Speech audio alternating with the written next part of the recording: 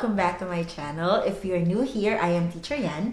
I am a teacher from the Philippines who is currently teaching here in the United States in South Carolina under the J1 program. Lately, so for a while, I have been sharing my experience and the things I know about the program. The link will be in the description box and somewhere here in the video as we go along the way. In this video, I will be sharing with you guys what I know from my first-hand experience about these two J1 sponsors, namely EPI, or the Educational Partners International, and FACES, Foreign Academic and Cultural Exchange Services. Both are sponsors I have, like what I said, personally worked with, and I hope this helps because not only it's the new year, but it's also the start of the application process for J1 teachers or for teachers in the United States in general. So if you are thinking about becoming a J1 teacher, or you're sure about becoming one, wanting to become one, please keep on watching. Just a little background, why or how did I end up having or personally working with these two sponsors? Back in 2020, I started my application to teach here in the United States, and I was with EPI at that time because a friend mentioned it to me. So it has always been my desire to teach abroad in the United States or somewhere else, but I didn't have the money. I didn't have the placement fee, you know, because it's so expensive. So I never thought I could until one time my friend mentioned to me, like, there's actually this program where you don't need to pay anything. And the sponsor that she mentioned was EPI. So I did everything. I did the online application, all the steps and stuff, and thankfully EPI was able to link me with a school that wanted to hire me, or that actually hired me. But it was 2020. You know what happened in that year? COVID happened, the embassy shut down, flights were canceled, everybody was on lockdown. So the President Trump here in the States also implemented an EO prohibiting other J1 or other visa holders to come to the United States. So my school in North Carolina that time couldn't wait for me, so they had to rescind my contract. After that one, EPI assured me that my application is still out. Come 2021, I was still waiting for updates from EPI, and there were months of silence, or there were no emails from them or anything.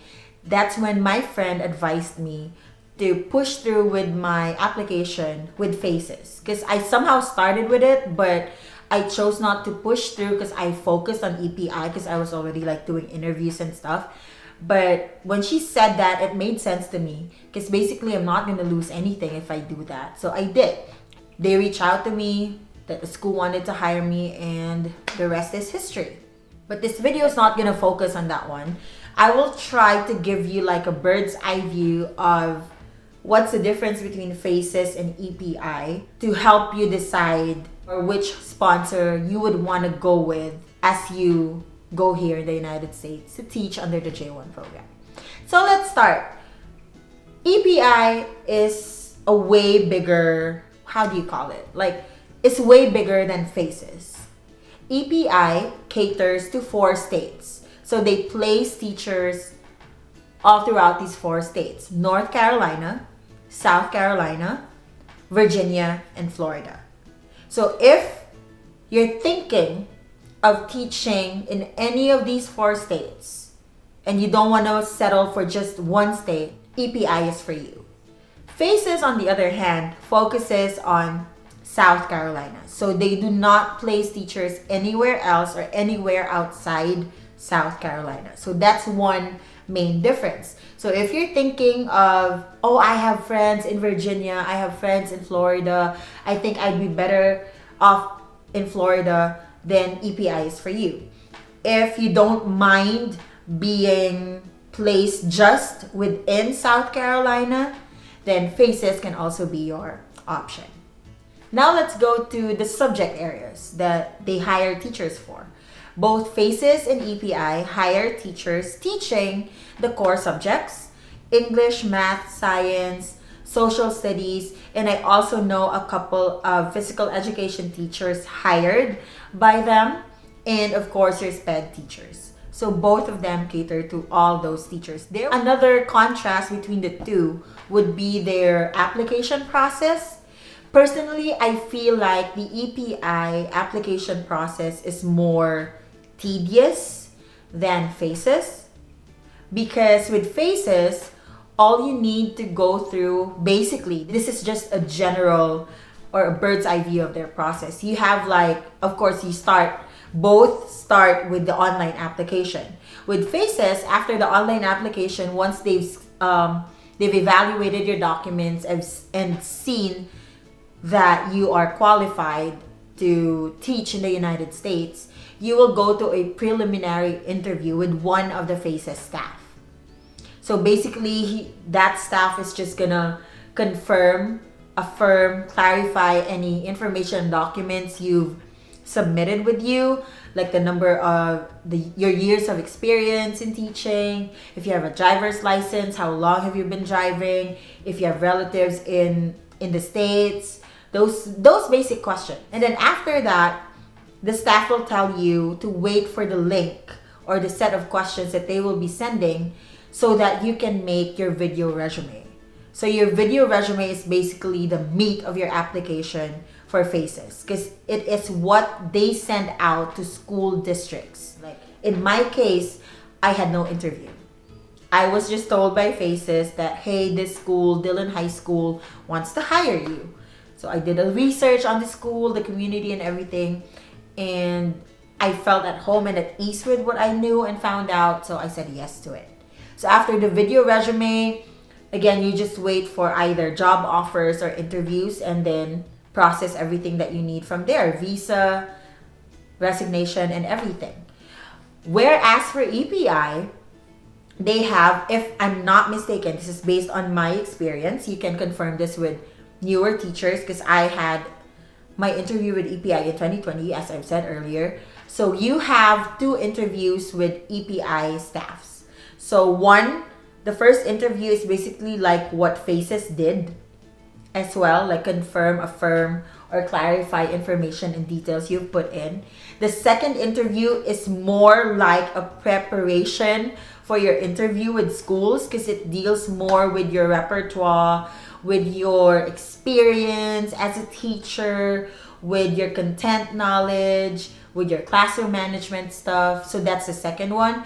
And after that one, once you're good, that's when they tell you to wait for their email in terms of like school districts wanting to hire you or offering you an interview schedule and stuff like that. And then also after that one, once you're hired, you go through the same process. Basically, I just really feel that EPI is more tedious because even their platform in their online website, that's redundant, in their website, you will see like really step-by-step process of everything. Whereas FACES is, how do I say this? They're not as techy. Yeah, let me put it this way. They're not as techy as EPI is in terms of their application process.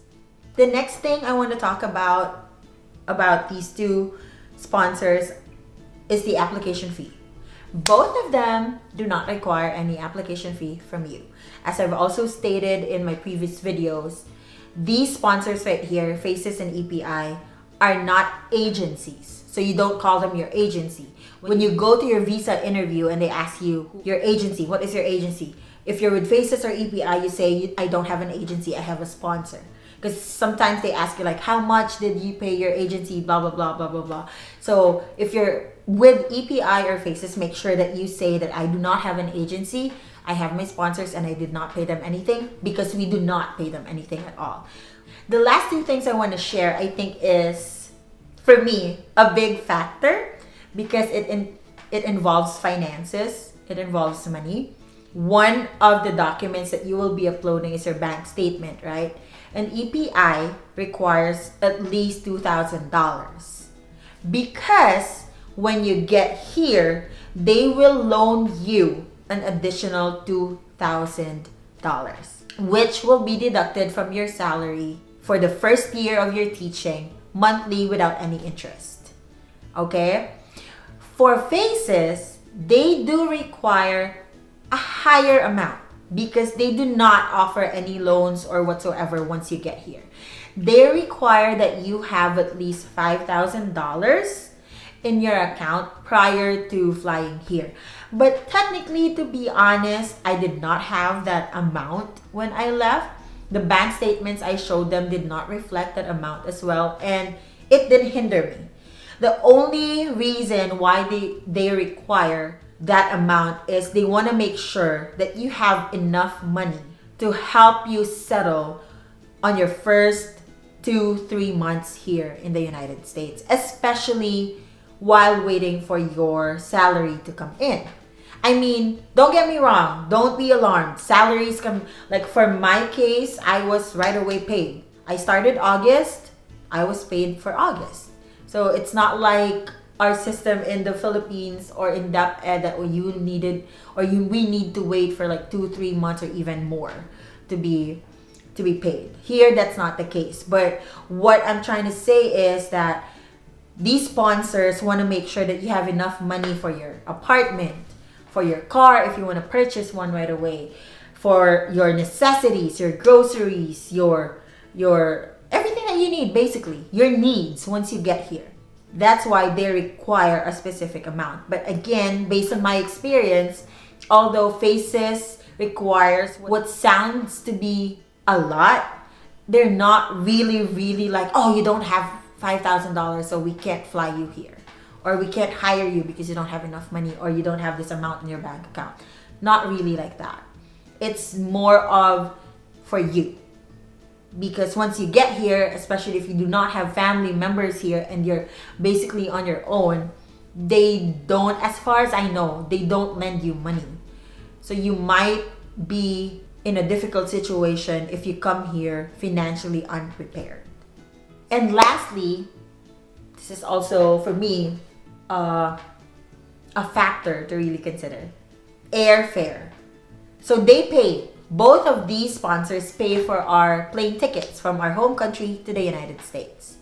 But the difference is, EPI, as of the last time I talked to my friend under the program who just flew in last year, will only cover $750 of your plane tickets. So if your plane ticket amounts to, let's say, $1,000, you will have to pay them once you get here $250, or the excess of the $750 that they are shouldering. Whereas faces will pay for the whole amount regardless. So I think that is also something that you would want to consider, because for me it is an important factor to bear in mind, because again, that involves money. Whether you pick EPI or faces, I believe you're gonna be in good hands.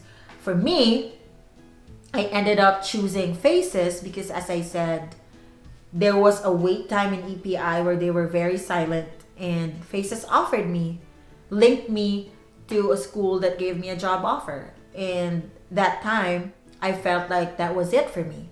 That was the job offer for me. So that's why I said yes. But it's not because I've heard negative things about EPI or anything. Both of them are okay and legit J1 sponsors. Again, you do not pay them anything. So you'll be in good hands. J1 sponsors. So I hope this video helps you in your journey in applying as a J1 teacher here in the United States. And please subscribe if you haven't subscribed yet. Share this video, share it with your friends, and help me grow our community. I hope this helps you. God bless your journey, and feel free to write comments, suggestions, or questions in the comment section, because I really do try my best to read them and to respond to each of you. Have a good year ahead, and let me know once you're applying or once you've been hired. I rejoice with you, and I'm with you in your journey. Have a good day, everyone. Have a good night wherever you are, and I'll see you next time.